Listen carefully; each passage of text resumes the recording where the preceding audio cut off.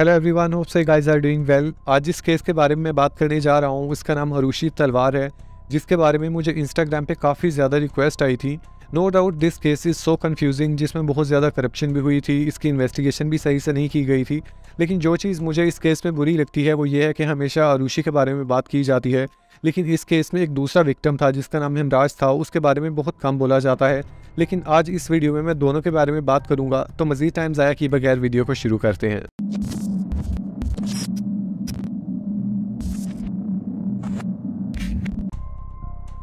अरुषि जो कि 24 मई 1994 में पैदा होती है, उसके फादर का नाम राजेश और मदर का नाम नूपुर तलवार था।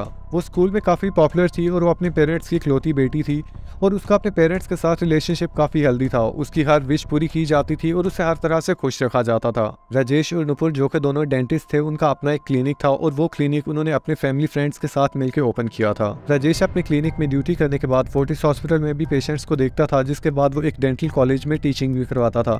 ये कहा जा सकता है कि उनकी लाइफ काफ़ी बिजी चल रही थी। वो सुबह टाइम घर से निकलते थे और शाम टाइम घर जाते थे, इसलिए उन्होंने अपने घर में एक काम करने वाला आदमी भी रखा हुआ था। उनका अपार्टमेंट नोएडा के सेक्टर 25 में था, जहां वो अपनी बेटी अरुषि के साथ रहते थे। जो आदमी उनके घर में काम करता था उसका नाम हिमराज था, जो कि वहाँ कुकिंग वगैरह करता था या घर की लुक आफ्टर करता था। उसकी एज उस टाइम 45 ईयर्स थी। एक्चुअली वो आदमी नेपाल का था, लेकिन यहाँ वो इनके पास काम करने के लिए आया था। उनकी एक और हाउसकीपर भी थी जो कि वीक में सिर्फ एक दफ़ा आती थी। 15 मई 2008 को नूपुर अपने काम के लिए निकल जाती है, जहाँ वो 9 से 1 बजे तक काम करती है। वापसी पे आते हुए वो अरुषि को स्कूल से पिक करती है और वो घर 1:30 तक पहुँच जाते हैं। घर में नूपुर, अरुषि और नूपुर की सिस्टर मिल के लंच करते हैं, जिसके बाद नूपुर दोबारा काम के लिए निकल जाती है, जहां वो 4 से 7 बजे तक काम करती है और इसके बाद वो 7:30 में घर पहुंच जाती है। राजेश, जिसके बारे में ऑलरेडी बता चुका हूं कि वो काफ़ी ज़्यादा जॉब्स करता था, इसलिए वो 8:45 AM पे घर से निकलता है और उसकी ड्यूटी रात को 8:30 PM पे ख़त्म होती है। उसका ड्राइवर, जिसका नाम उमेश शर्मा था, वो उसे उसके घर में 9:30 PM पे ड्रॉप करता है। इसके बाद उसका ड्राइवर गाड़ी पार्क करता है और उसके चाबियां और बैग्स वगैरह ला के हिमराज को देता है। ये लास्ट टाइम था कि उसके ड्राइवर ने हिमराज और अरुषि को जिंदा देखा था। अब वो सब लोग घर आ चुके थे और हिमराज सबके लिए डाइनिंग टेबल पे खाना लगाता है। क्योंकि 9 डेज़ के बाद अरुषि की 14th बर्थडे थी, इसलिए उसके पेरेंट्स ने उसके लिए ऑलरेडी सोनी का डिजिटल कैमरा ऑर्डर कर दिया था और वो उस दिन उनके घर पहुंच चुका था। डाइनिंग टेबल पे ही उसके पेरेंट्स उसको अर्ली बर्थडे प्रेजेंट देते हैं, जिसको लेके वो बहुत खुश होती है। उसके कैमरा की हिस्ट्री के अकॉर्डिंग जो लास्ट पिक्चर ली गई थी वो रात के 10:10 पे ली गई थी, लेकिन उसमें से काफ़ी पिक्चर्स डिलीट भी कर दी गई थी। काफ़ी लोगों का मानना है कि हो सकता है उन पिक्चर्स में कुछ राज हो जिनको डिलीट कर दिया गया है, लेकिन इसके बारे में बहुत ज़्यादा डिटेल मौजूद नहीं है, इसलिए ये भी हो सकता है कि वो पिक्चर्स उसने खुद ही डिलीट की हों या उसको अच्छी नहीं लगी हो। उन लोगों की एक रूटीन थी कि वो रात को काफ़ी लेट सोते थे। जैसा कि मैं ऑलरेडी बता चुका हूँ, उनकी लाइफ काफ़ी बिजी थी, लेकिन वो ये नहीं चाहते थे कि उनकी लाइफ सिर्फ ऐसी बन के रह जाए कि वो काम पे जाते हैं, फिर वापस आके सो जाएं और फिर दोबारा से सुबह काम पे चले जाएं। इसलिए वो खुद को भी थोड़ा टाइम देना चाहते थे। वो लोग अपने अपने रूम्स में 11 बजे चले जाते थे, जहाँ पे अरुषि बाद में अपने फ्रेंड्स वगैरह से बातें करती रहती थी और वो लोग भी अपने पूरे दिन के बारे में डिस्कशन करते थे या किसी भी तरह से खुद को टाइम देते थे। अरुषि नॉर्मली 12:30 से 1 AM तक अपने फ्रेंड्स से बातें करती थी। उस दिन राजेश 11 बजे ये डिसाइड करता है कि वो अपनी ईमेल्स चेक कर ले, लेकिन इंटरनेट राउटर बंद था, इसलिए वो नूपुर से कहता है कि उसको ऑन करे। इंटरनेट राउटर अरुषि के रूम में था। इस अपार्टमेंट के बारे में एक चीज़ बताता चलूँ कि इसमें काफ़ी ज़्यादा सेल्फ लॉक डोर्स थे, मीन्स दरवाज़ा बंद करने के बाद वो लॉक हो जाते हैं और अब वो इंसान जो रूम के अंदर है वो उसको ओपन कर सकता है, लेकिन जो बाहर है उसके पास उस डोर की चाबी होनी चाहिए। नूपुर के पास अरुषि के रूम की चाबी होती थी, इसलिए वो उसके रूम में एंटर होती है, इंटरनेट राउटर ऑन करती है। उस टाइम अरुषि कुछ बुक्स पढ़ रही थी। नूपुर उसे गुड बाय बोलती है और अपने रूम में वापस आ जाती है। उस टाइम उनको घर के नंबर पे कॉल आती है। वो फ़ोन नूपुर और राजेश के रूम में होता था। राजेश उस फ़ोन को रिसीव करता है, जिसके बाद वो 11:45 तक ईमेल्स वगैरह के आंसर करता है, लेकिन इंटरनेट की हिस्ट्री के अकॉर्डिंग इंटरनेट रात 12 बजे यूज़ किया जाता रहा। इस चीज़ से ये भी अज्यूम किया जा सकता है कि हो सकता है राजेश ने 11:45 के बाद ईमेल्स का आंसर करना बंद कर दिया हो, लेकिन उसके बाद वो इंटरनेट यूज़ कर रहे हो। लेकिन यहाँ पे एक वियर्ड चीज़ ये थी कि अरुषि जो अपने फ्रेंड से 12:30 या 1 AM तक बातें करती रहती थी, आज 9 बजे उसका फ़ोन बंद था। उसका एक फ्रेंड जिसका नाम अनमोल था, उसे काफ़ी देर से कॉन्टैक्ट करने की कोशिश कर रहा था। उसने उसे काफ़ी दफ़ा कॉल्स की, लेकिन किसी ने रिसीव नहीं की।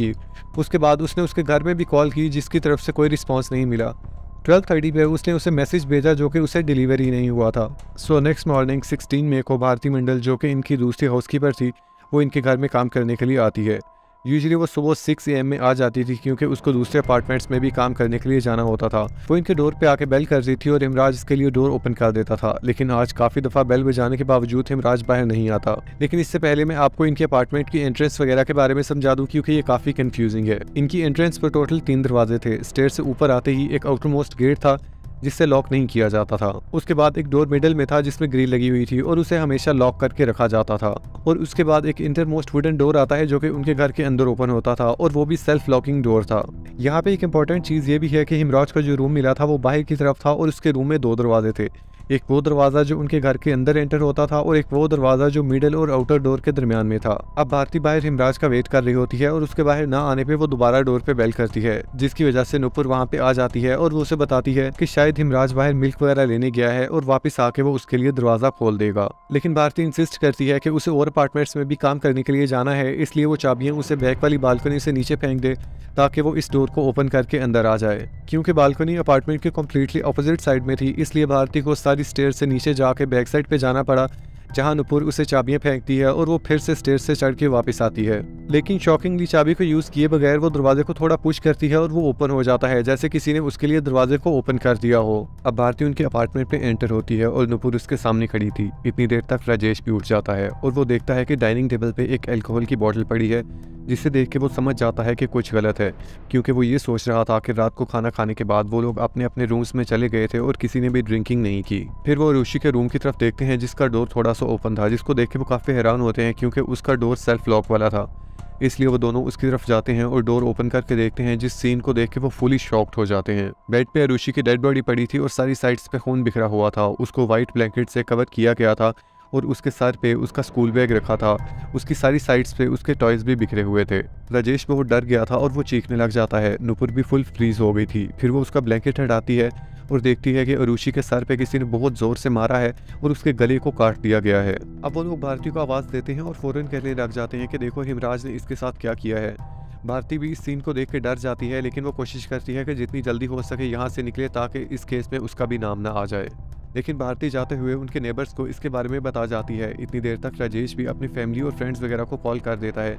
लेकिन जो चीज़ यहाँ पे मुझे वियर्ड लगी वो ये थी कि राजेश ने पुलिस को कॉल नहीं की थी, बल्कि पुलिस को कॉल उनके नेबर्स ने की थी। पुलिस वहाँ 7:15 AM तक आ जाती है, लेकिन जब वो वहाँ जाते हैं देखते हैं कि वहाँ पे ऑलरेडी ऑलमोस्ट 20 लोग आ गए थे, जिनमें से 15 लोग लिविंग रूम में खड़े थे और 5 से 6 लोग राजेश के रूम में थे। लेकिन अरुषि के रूम में कोई भी नहीं गया था, क्योंकि वहाँ ऑलरेडी इतने ज़्यादा लोग आ गए थे जिन्होंने सब चीज़ों को टच कर लिया था। सब ने दरवाजे वगैरह ओपन करके देख लिए थे, सबके फुटप्रिंट्स वहाँ पे लगे हुए थे। इसलिए पुलिस का कहना था कि सब चीज़ें कंटेमिनेट हो गई हैं, इसलिए एविडेंस का ढूंढना अब काफ़ी मुश्किल है। लेकिन फिर भी पुलिस वहाँ से DNA और एविडेंस वगैरह इकट्ठे करती है। उनको वहाँ से 28 फिंगरप्रिंट्स मिलते हैं जो कि स्मज हो चुके थे। जैसा कि मैं ऑलरेडी बता चुका हूँ, अरुषि की डेड बॉडी पे ब्लैंकेट रखा गया था, उसके सर पे स्कूल बैग था और उसके साइड्स पे टॉयज थे। पुलिस का यही कहना था कि इसको देख के यही लगता है कि एक प्लान के अकॉर्डिंग किया गया है, क्योंकि मारने के बाद ये सारी चीज़ें उसकी साइड्स पे रखी गई हैं। बाहर डाइनिंग टेबल पे जो अल्कोहल बॉटल थी वहाँ पे उनको कुछ ब्लड सैंपल्स मिले थे जो कि अरुषि और हिमराज के थे। इसके बाद अरुषि की डेड बॉडी को पोस्टमार्टम के लिए भेज दिया जाता है। अब जब पुलिस उनके अपार्टमेंट से DNA और एविडेंस वगैरह इकट्ठे कर रही थी, वो लोग देखते हैं कि हिमराज वहाँ से मिसिंग है। वो लोग उसके रूम में जाते हैं और देखते हैं कि उसका डिनर वहाँ पे पड़ा है, जिसमें से उसने एक भी बाइट नहीं ली। अब राजेश बहुत एनॉय होने लग गया था। वो पुलिस से कहता है कि वो लोग टाइम ज़ाया कर रहे हैं, जल्दी से जाएं और वो हिमराज को ढूंढना शुरू करें, क्योंकि ये सब उसी ने किया है।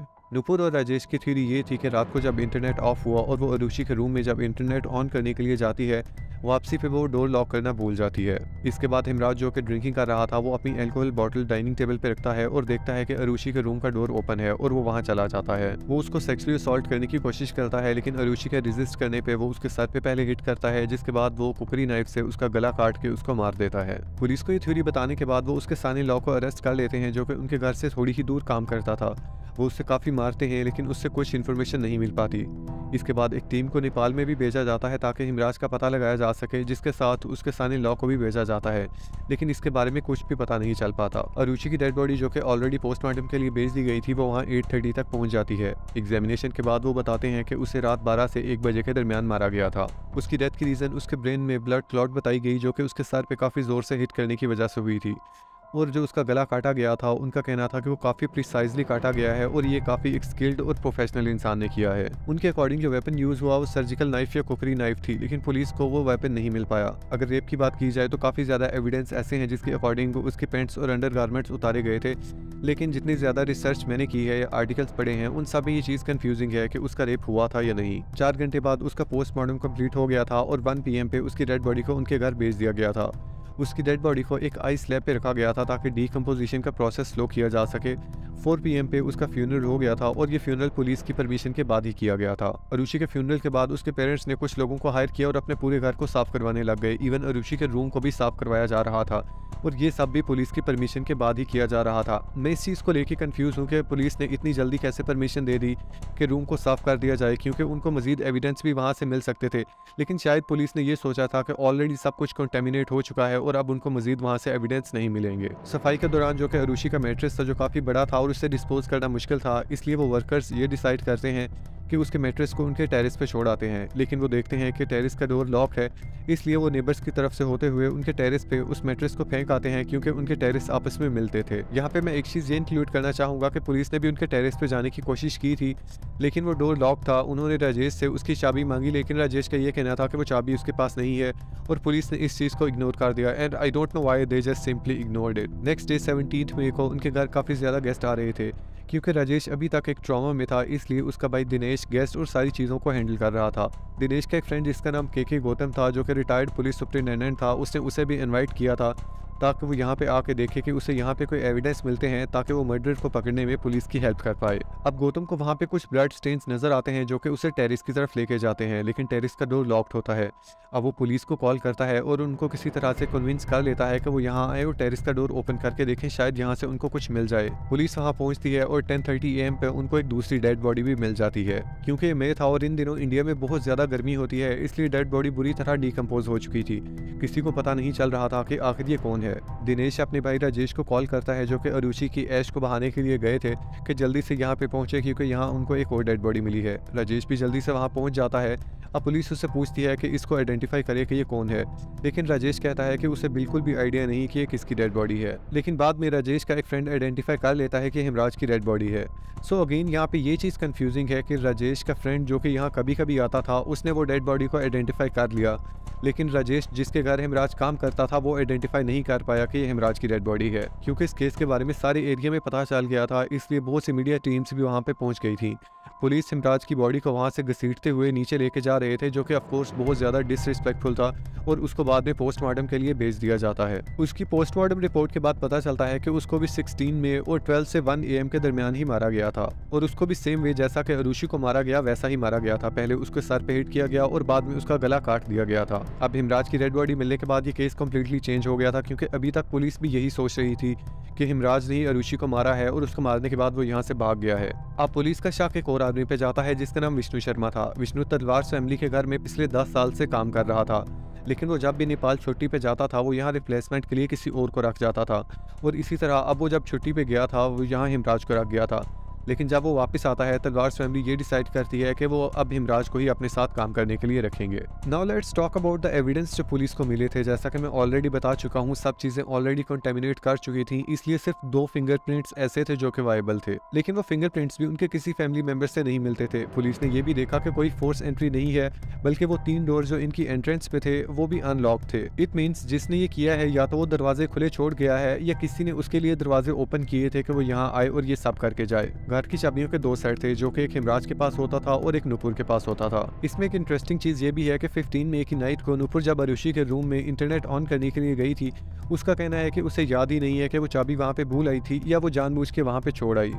उसका ये भी कहना था कि नेक्स्ट मॉर्निंग वो चाबी बाहर एक स्कल्पचर में पड़ी थी, लेकिन वो चाबी उसने वहाँ पे कभी रखी ही नहीं थी। सो या तो नुपुर झूठ बोल रही थी या मर्डरर जो आया उसने देखा कि अरुषि के डोर पे चाबी लगी हुई है, इसलिए वो अंदर गया और उसने उसे मार दिया। लेकिन इसमें एक ये पॉसिबिलिटी है कि नुपुर कीज अपने बेड के साइड टेबल पे रखती थी। वो मर्डरर सबसे पहले नुपुर के रूम में गया, उसने उसके साइड टेबल से चाबियां ली और उसके बाद अरुषि का डोर ओपन करके उसे मारा और चला गया। जैसा कि वो लोग इंटरनेट रात के ऑलमोस्ट 12 बजे तक यूज करते रहे, और अरुषि और हेमराज के पोस्टमार्टम रिपोर्ट के अकॉर्डिंग उनको रात को 12 से 1 बजे के दरमियान मारा गया। इट मीन्स कि ये लोग बहुत ज़्यादा गहरी नींद में नहीं थे और अगर उनको मारा गया तो इनको थोड़ी बहुत आवाज़ आनी चाहिए थी। सो मुझे लगता है कि यहाँ ये कुछ छुपा रहे थे जो कि ये पुलिस को क्लियरली बता नहीं रहे थे। इंटरनेट राउटर को सुबह टाइम 3:43 AM पे बंद किया गया, जिसको बाद में 6 AM पे ऑन भी कर दिया गया था। लेकिन अरुषि के पेरेंट्स के अकॉर्डिंग हो सकता है पावर आउटेज हुई हो, लेकिन इलेक्ट्रिसिटी बोर्ड ये शो कर रहा था कि पावर आउटेज हुई ही नहीं थी। सो इट मीन्स कि अरुषि के रूम में कोई 3:43 AM पे गया था जिसने इंटरनेट ऑफ किया और 6 AM पे दोबारा से उसको ऑन किया गया। अगर हिमराज और अरुषि के मोबाइल फ़ोन्स की बात की जाए तो 15 मई के बाद डिसअपीयर हो गए थे, लेकिन पुलिस ने उनका डाटा निकलवाया था। हिमराज के फ़ोन पे राजेश की क्लिनिक से कॉल आई थी जो कि 10 मिनट के लिए थी, और जो लास्ट कॉल उसके नंबर पे आई थी वो एक अननोन नंबर से थी जो कि किसी पब्लिक फ़ोन से आई थी, और ये पब्लिक फ़ोन इनके घर से 1 किलोमीटर दूर कहीं था। 2009 में अरुषि का फ़ोन एक लड़की को रोड साइड पे मिलता है। वो इसे साफ़ करती है और अपने भाई को यूज़ करने के लिए दे देती है। उसका भाई उसमें नई सिम डालता है, लेकिन पुलिस उसको ट्रैक कर लेती है और उस तक पहुँच जाती है। उस लड़के को अरेस्ट किया जाता है, लेकिन उससे ज़्यादा इन्फॉर्मेशन नहीं मिल पाती। इसके बाद पुलिस उस फ़ोन का डाटा रिकवर करने की कोशिश करती है, लेकिन उनको कुछ ऐसा मिलता नहीं जो इस केस को सॉल्व कर पाए, इसलिए उस आदमी को भी फ्री कर दिया जाता है। वो डॉक्टर जिसने अरुषि का पोस्टमार्टम किया था उसने भी 3 साल में काफ़ी दफ़ा रिपोर्ट्स चेंज कर दी थी। स्टार्टिंग में उसका कहना था कि रेप के कोई साइन नहीं है, लेकिन वो बाद में ये कहना लग गया था कि अरुषि का रेप भी किया गया था। 23 मई 2008 में अरुषि के फादर राजेश को अरेस्ट कर लिया जाता है, क्योंकि इस टाइम पुलिस पे पब्लिक और मीडिया का बहुत ज़्यादा प्रेशर था कि इस केस को जल्द से जल्द सॉल्व किया जाए, इसलिए वो कोशिश कर रहे थे कि जितना जल्दी हो सके इस केस को ख़त्म कर दे। पुलिस ने अंडर प्रेशर होकर राजेश को अरेस्ट तो कर लिया था, लेकिन उनके पास ना ही तो कोई प्रॉपर या ऑथेंटिक एविडेंस थे और ना ही उनके पास कोई बहुत ज़्यादा DNA सैंपल्स थे, और उनको जो 2 फिंगरप्रिंट्स मिले थे वो भी उनकी फैमिली में किसी के साथ मैच नहीं करते थे। सो स्टार्टिंग में पुलिस ने सिर्फ ये एक थ्योरी बनाई थी कि ये ऑनर किलिंग है, क्योंकि उसके पेरेंट्स को लगता था कि अरुषि उनके लिए शेम का कॉज बनेगी। इस केस को लेकर लोगों ने बहुत सी थ्योरीज बनाई हैं। जो सबसे पहली थ्योरी है वो ये है कि अरुषि और हिमराज का अफेयर चल रहा था। अरुषि की एज उस टाइम ऑलमोस्ट 14 ईयर्स थी और हिमराज 45 ईयर्स का था। But I am really confused, how is it possible कि एक टीनेजर एक ऐसे आदमी की तरफ अट्रैक्ट होगी जो कि गरीब है और इसकी एज भी काफ़ी ज़्यादा थी। और इसी थ्योरी के अकॉर्डिंग राजेश ने अरुषि और हिमराज को उनके रूम में सेक्सुअल एक्टिविटी करते हुए पकड़ा और इसी गुस्से में आके उसने दोनों को मार दिया। एक थ्योरी ये भी है कि राजेश का किसी के साथ अफेयर चल रहा था और अरुषि और हिमराज को इस चीज़ के बारे में पता चल गया था, इसलिए उसने ये डिसाइड किया कि इन दोनों को मार दिया जाए। लोगों का ये भी कहना है कि नूपुर ने इन सब चीज़ों को कवर करने में राजेश की हेल्प भी की थी, लेकिन बाद में पुलिस ने इन दोनों चीज़ों को मिक्स करके एक थ्योरी बनाई थी और इंस्पेक्टर जनरल ने प्रेस कॉन्फ्रेंस के दौरान ये बताया था कि राजेश का अनीता दुरानी जो कि इनकी फैमिली फ्रेंड थी जिसके साथ मिलकर इन्होंने क्लिनिक ओपन किया था उसके साथ अफेयर चल रहा था। इस अफेयर के बारे में अरुषि और हिमराज को पता चल जाता है और ये सीक्रेट वो दोनों एक दूसरे के साथ शेयर करते रहते हैं, और इसी तरह शेयरिंग करते करते वो दोनों एक दूसरे के काफ़ी क्लोज हो जाते हैं। राजेश एक दिन अरुषि के रूम में जाता है और अरुषि और हिमराज को सेक्सुअल एक्टिविटी करते हुए देखता है और उन दोनों को मार देता है। और अगेन पुलिस के पास अभी भी कोई ऑथेंटिक एविडेंस नहीं था, ये एक उनकी अपनी बनाई हुई स्टोरी थी और ये चीज़ मीडिया को चाहिए थी। मीडिया इनमें अपनी कुछ चीज़ें ऐड करता है और रिपोर्ट बना के सब लोगों के सामने पेश कर देता है, और अब लोगों को लगता था कि उसके पेरेंट्स ने ही इनको मारा है। अनीला दुरानी ने भी अपने ऊपर लगने वाले सभी एलिगेशंस को डिनाई कर दिया था और उसका कहना था कि उसका और राजेश का कोई भी अफेयर नहीं है। राजेश का ये कहना था कि वो एक काफ़ी लिबरल और मॉडर्न एटमॉस्फेयर में बड़ा हुआ है और वो ऑनर किलिंग में बिल्कुल भी बिलीव नहीं करता। अब ये केस CBI को ट्रांसफ़र कर दिया गया था और आप लोग इस चीज़ से अंदाज़ा लगा सकते हो कि ये केस कितना बड़ा है कि सेंट्रल ब्यूरो ऑफ इन्वेस्टिगेशन को दे दिया गया। CBI का इस केस को देखने के बाद ये कहना था कि 90% ऑफ एविडेंस कंटेमिनेशन की वजह से ख़त्म कर दिए गए थे। सो अरुषि के पेरेंट्स ने जो क्लेम किया था कि वो लोग अपने रूम में थे और उनको बिल्कुल भी आइडिया नहीं कि अरुषि और हिमराज के साथ जो बाहर हुआ, क्योंकि एयर कंडीशनिंग यूनिट की वजह से उनको बिल्कुल भी आवाज़ नहीं आई थी। CBI को यही लगता था कि ये लोग झूठ बोल रहे हैं, इसलिए उन्होंने इस चीज़ को टेस्ट भी किया। इसको टेस्ट करने के लिए एक आदमी राजेश के रूम में गया जिसने एयर कंडीशनर ऑन किया और 2 लोग बाहर हॉल में थे। एक ने फोक गिराया और दूसरा नॉर्मली चल रहा था। टेस्ट के बाद वो लोग इस चीज़ पे पहुंचे कि उसके पेरेंट्स बिल्कुल सच बोल रहे थे, क्योंकि एयर कंडीशनर की आवाज़ काफ़ी ज़्यादा थी, इसलिए बाहर से अंदर आवाज़ जाना काफ़ी मुश्किल थी। अब इन सब चीज़ों के बाद CBI दूसरे सस्पेक्ट्स को ढूंढने लग जाती है। जो सबसे पहला सस्पेक्ट होता है वो कृष्णा होता है, जो कि राजेश के क्लिनिक में एज अ डेंटल असिस्टेंट काम करता था। कुछ दिन पहले क्लिनिक में कुछ ऐसा हुआ था कि राजेश ने कृष्णा पे गुस्सा किया था और अब कृष्णा राजेश से बदला लेना चाहता था, बल्कि राजेश का ये कहना था कि ऑनर किलिंग की सारी स्टोरी पुलिस को कृष्णा की तरफ से बताई गई है। कृष्णा जो कि नेपाल से था और यहाँ काम करता था, उसके 2 दोस्त जिनका नाम राजकुमार शर्मा और विजय मंडल था, वो यहाँ किसी के घर काम करते थे। उन तीनों को अरेस्ट कर लिया जाता है। अब CBI इन पे multiple time narco analysis test करता है। इसके बारे में आपको बताता चलूँ कि इसको ट्रूथ सीरम भी कहा जाता है और ये एक काफ़ी कंट्रोवर्शियल टूल है, क्योंकि वो इंसान जिस पे ये किया जाता है वो एक हिप्नोटिक स्टेट में होता है और काफ़ी लोगों का मानना है कि इसको यूज़ करना ही नहीं चाहिए। लेकिन इस ट्रुथ सीरम को यूज़ करने के बाद उन तीनों फ्रेंड्स को जिनको इन्होंने अरेस्ट किया हुआ था, वो तीनों इस चीज़ को एक्सेप्ट कर लेते हैं कि इस केस में इनकी इन्वॉल्वमेंट है। अब एक और थ्योरी आती है कि ये तीनों लड़के जो कि हिमराज के दोस्त थे, आधी रात को उसके पास जाते हैं जहां वो पार्टी और ड्रिंकिंग वगैरह करते हैं, और अब वो ये बातें करने लग जाते हैं कि राजेश का हिमराज के साथ काफ़ी बुरा बिहेवियर है और हिमराज भी उनकी हाँ में हाँ मिलाता है। फिर वो लोग अरुषि के रूम की तरफ जाते हैं और उसका दरवाज़ा खुला देख के उसको सेक्सुअली असॉल्ट करने की कोशिश करते हैं। लेकिन हिमराज उनसे कहता है कि राजेश का बिहेवियर चाहे इसके साथ अच्छा नहीं है, लेकिन अरुषि की इसमें कोई गलती नहीं है, क्योंकि वो ये नहीं चाहता था कि अरुषि के साथ ये सब हो, इसलिए वो उनको मना करता रहता है। और एट द एंड वो लोग अरुषि का गला काट के उसको मार देते हैं और बाद में वो हिमराज को टेरेस पे ले जाते हैं और उससे लड़ने के बाद उसका भी गला काट के उसको मार देते हैं। राजेश को अरेस्ट करने के ऑलमोस्ट 50 डेज बाद उसको फ्री कर दिया जाता है, क्योंकि पुलिस के पास ज़्यादा एविडेंस नहीं थे और अब पुलिस का यही मानना था कि ये तीनों फ्रेंड जिनको अरेस्ट किया गया है यही लोग मर्डरर हैं। क्योंकि इन तीनों फ्रेंड्स में सिर्फ नार्को एनालिसिस टेस्ट किया गया था और पुलिस के पास ज़्यादा सबूत भी नहीं थे, इसलिए कोर्ट के लिए ये चीज़ अनरिलायबल थी। हिमराज की फैमिली जो कि नेपाल से थी, उनका कहना था कि हिमराज ने आज तक ड्रिंकिंग नहीं की है और ना ही वो ऐसा आदमी है कि वो अपने पास फ्रेंड्स को पार्टी के लिए बुलाए, बल्कि उनका कहना था कि गांव में भी वो बहुत कम लोगों को मिलता है। उसकी फैमिली का ये भी कहना था कि हिमराज ने उनको काफ़ी दफ़ा बताया है कि राजेश उस पर बहुत गुस्सा करता है और उसको डर है कि शायद वो इसको मार दे, बल्कि उसका ये भी कहना था कि वो इतना गुस्सा करता है कि उसको डर है कि वो अपनी फैमिली में से भी किसी को मार देगा। अब कृष्णा ये क्लेम कर देता है कि सीबीआई ने उस पर टॉर्चर किया है और सीबीआई के डायरेक्टर ने उसको फोर्स किया है कि वो इस चीज़ को कन्फेस कर ले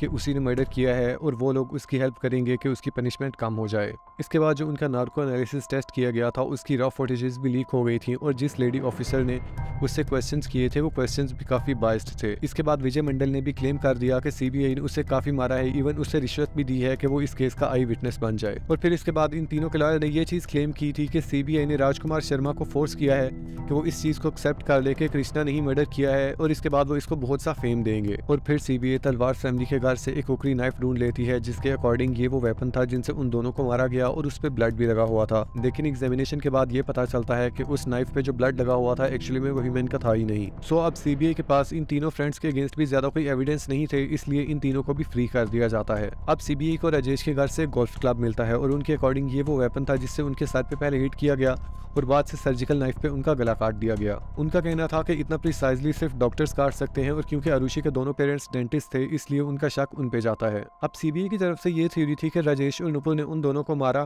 और अरुषि की बॉडी उसके बेडरूम में ही रहने दी, लेकिन हिमराज को वो लोग टेरेस में छोड़ आए। उन लोगों को लगता था कि सब यही समझेंगे कि हिमराज अरुषि को मार के भाग गया और जब सारे गेस्ट उनके घर से चले जाएंगे तो वह हिमराज की डेड बॉडी को कहीं दूर फेंक आएंगे। 25 जनवरी 2011 में राजेश सीबीआई के अगेंस्ट एक पिटीशन फाइल करता है जिसको रिजेक्ट कर दिया जाता है और फरवरी 2011 में सीबीआई ये डिसाइड कर लेती है कि अरुषि के पेरेंट्स के अगेंस्ट इनके पास काफी ज्यादा एविडेंस हो गए हैं, इसलिए वो उनको अरेस्ट कर लेते हैं और 11 मई 2013 में इनका ट्रायल शुरू हो जाता है। कोर्ट में राजेश और नुपुर ये रिक्वेस्ट करते हैं कि पुलिस को जितने भी डीएनए सैंपल्स, ब्लड के फिंगरप्रिंट्स, इवन जितने भी एविडेंस मिले हैं उनको दोबारा से टेस्ट किया जाए, लेकिन कोर्ट की तरफ से उन सब रिक्वेस्ट को रिजेक्ट कर दिया जाता है और इस तरह 25 नवंबर 2013 में नुपुर और राजेश दोनों को मर्डर और डिस्ट्रक्शन ऑफ एविडेंस के लिए उम्र कैद की सजा सुना दी जाती है। इसके बाद हिमराज की फैमिली ने एक जगह इंटरव्यू देते हुए ये बताया था कि हिमराज की डेथ के बाद उनके हालात बहुत बुरे हो गए हैं, क्योंकि उनके घर में सिर्फ वही एक अकेला इंसान था जो कमाने वाला था।